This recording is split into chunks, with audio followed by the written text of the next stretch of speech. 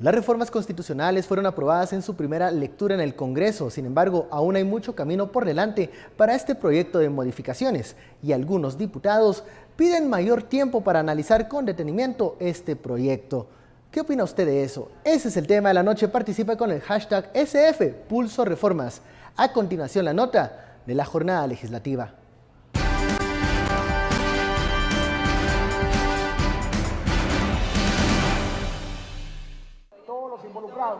Se aprobó el primer debate a las reformas constitucionales donde varios diputados estaban a favor y Oliverio García Rodas de la Comisión Legislativa se pronunció ya que se conoció estas reformas en una sesión ordinaria. Lamento, lo digo entre paréntesis, que Junta Directiva y jefes de bloque hayan decidido confundir los temas de legislación ordinaria con los temas de legislación constitucional.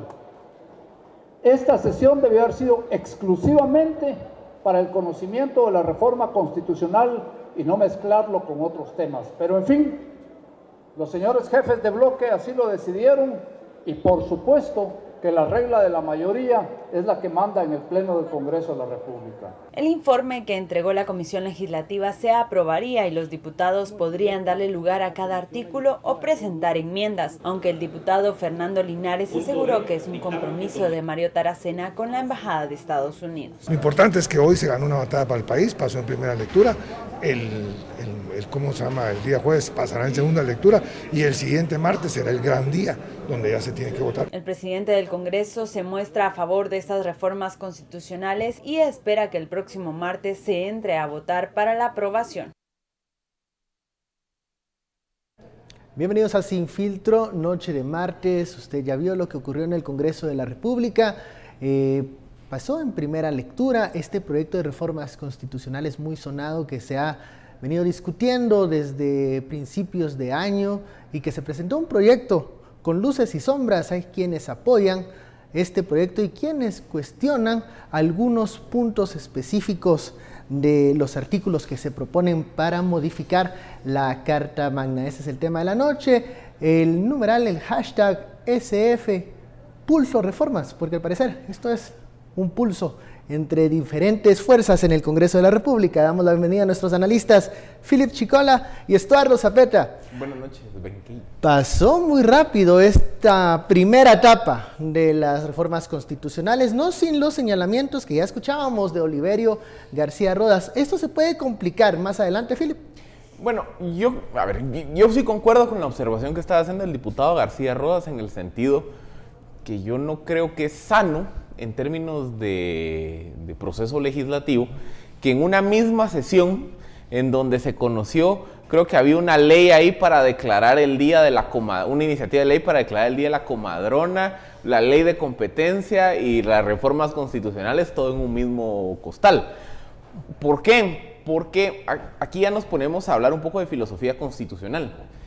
El Congreso de la República es un poder constituido, es decir, la Constitución le da al Congreso la facultad de hacer leyes.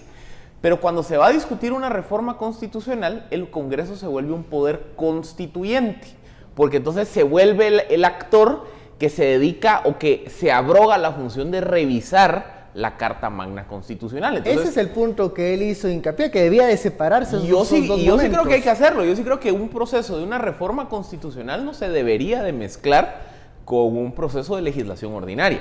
Y lo primero que se debió haber hecho es establecer una sesión específica o un número de sesiones específicas para conocer el tema. ¿Por qué se está haciendo así? ¿Cuál es la lectura que ustedes hacen de este calendario tan apresurado de las reformas? Mira, yo quiero seguir insistiendo y sí, puramente la lógica, digamos, y las jerarquías en términos de las leyes nos llevarían a decidir y a pensar y a cuestionar todo esto, pero dentro del contexto de un cambio constitucional.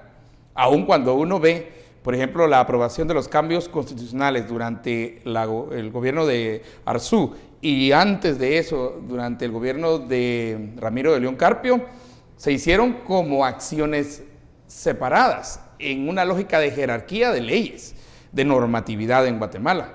no se pusieron ahí junto con la ley. Pero es que nosotros hemos visto ley de túmulos y ahí se mete préstamos. Y en ley de pitbulls y bulldogs se mete, por ejemplo, la ley de cambios a la ley de telecomunicaciones. O sea, hemos visto aberraciones. Entonces, ver una más no es sorprendente. Pero yo creo que entrar ahorita a la discusión pura de qué y cuáles son los cambios que se están proponiendo es lo importante. Y lo voy a poner bien sencillo. Lo platicaba desde la tarde con varias personas, pero ahorita antes de entrar aquí estábamos platicando con Filip. Mira, esto es una serie de cambios al sistema de justicia y el reconocimiento de la ley indígena. Y de una vez lo digo, sí. Dentro de eso, de antejuicio, jurisdicción, garantías del sistema administrativo, y este documento es muy importante, este es de la CICIG, ¿verdad? Justicia para Todos, es un boletín, la separación de las funciones, la Corte Suprema de Justicia, la Constitución de la Corte de Constitucionalidad, el desarrollo normativo, Ministerio Público, con la jurisdicción militar, y bueno, toda la lista que tiene. Si sacan de eso el tema de derecho indígena, normatividad indígena, orden jurídico maya, como le quieran llamar, derecho alternativo, derecho consuetudinario, todos los nombres que tiene ahora, ¿verdad? Va a ser más fácil que se apruebe. Si ese tema queda dentro de las reformas constitucionales, la percepción es ya, y miren los tweets, que Guatemala la dividieron en dos. ¿Se puede redirigir este debate? Es que vean, yo sí creo que un proceso de reforma constitucional no debe ser atropellado, sino que requiere de mucho análisis, de mucha discusión, porque estamos hablando de la norma suprema que rige el ordenamiento jurídico de un país.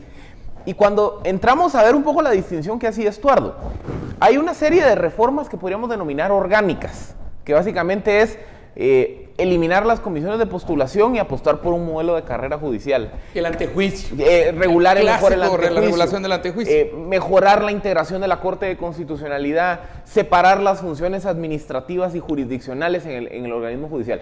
Todos esos temas, todos, yo creo que la mayor parte de la sociedad tienen un consenso generalizado que hay que entrar. Tal vez pueda haber discusión de decir, bueno, el modelo de integración de la Corte, unos quisieran que fuera de la forma A y otros de la forma B, pero en términos conceptuales yo creo que en todos esos temas hay un consenso generalizado que hay que cambiarlos. Aquí un poco la pildorita de la bacaolinita de todo este proceso es el tema de la jurisdicción indígena, porque ahí entonces ya se fractura las diferentes posiciones, porque hay quienes en una posición muy radical dicen, no, pues aquí deberíamos de tener dos sistemas de derecho paralelo y casi que de no ponerle ningún control, versus los que dicen, no, se está dividiendo el país. Y en medio de eso hay una serie de posiciones variopintas. Por ejemplo, hay quienes piensan que el derecho indígena se debería de abordar como si fuera un arbitraje, como un modelo de alternativo de resolución de diferencias. Si las dos partes están de acuerdo en someterse a una autoridad indígena para resolver un conflicto, déle, en verdad, igual que un arbitraje. Si no, que se regrese al sistema ordinario. Pero el punto al que yo quiero llegar es que yo sí creo que la discusión del tema del pluralismo jurídico y la discusión de la reforma constitucional en materia del derecho indígena pone en riesgo un consenso amplio generalizado que hay en el resto de temas. En el resto de temas, como les digo yo, creo que es un tema de detallitos. Hay un sentimiento común de lo que arreglar hay que cambiar, ese tipo de temas. Y quizá la diferencia sería los detalles. Y mira qué es lo que sucede. Hay un artículo magnífico hoy de la Fundación para la Educación Económica de qué es lo que sucede, por ejemplo, cuando hay grupos que empiezan a enfatizar las diferencias y no las convergencias, y no lo que nos une. Ganan las elecciones en Estados Unidos. Ganan las elecciones quien enfatice las diferencias. Pero al final ese énfasis en divergencias se le va a voltear. Se le voltea al final. Y eso es lo que no queremos. De hecho, y también lo traigo porque este es el editorial del comisionado Iván Velázquez, dice que busca la unidad a través del pluralismo y todo esto. Pero yo creo que están haciendo un caso muy rápido, están haciendo un caso muy veloz a los designios de la Embajada de Estados Unidos en Guatemala. Bueno, ¿verdad? de eso vamos a hablar. Vamos a la primera pausa. Nos quedamos con el tema de los designios de la Embajada norteamericana. Nos llega el tiempo, pero ahorita nos quedamos con Estuardo, que nos va a profundizar en ese tema muy polémico, por cierto. Hoy Linares Beltranena dijo que estaba a punto de hablar en inglés en el pleno para que le hicieran caso. ¿Qué quería decir con eso? Volvemos luego de la pausa. El hashtag SF Pulso Reformas. Está viendo el muro, ¿no?